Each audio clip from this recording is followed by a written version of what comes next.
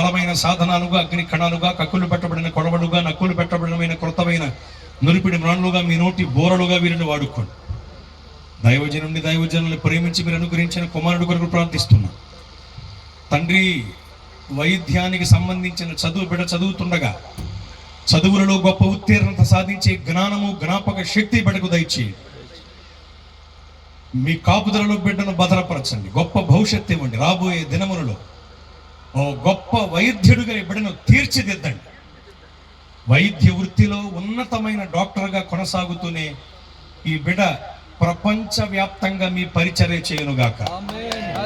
ప్రపంచానికి దీవెనకరమైన, ఆశీర్వాదకరమైన, మేలుకరమైన, రక్షణకరమైన పాత్రగా ఈ బిడ్డను మీరు వాడుకోనండి. జరుగుతున్న ఈ సమయంలో అద్భుతంగా మీరు జరిగించండి. రేపు వచ్చే ప్రసంగికులు కూడా మీ సాధనంగా వాడుకోండి. యేసు ఘననామంలో ఈ మనవులన్నీ అడిగి జవాబు పొంది ఉన్నాము తండ్రి. ఆమేన్.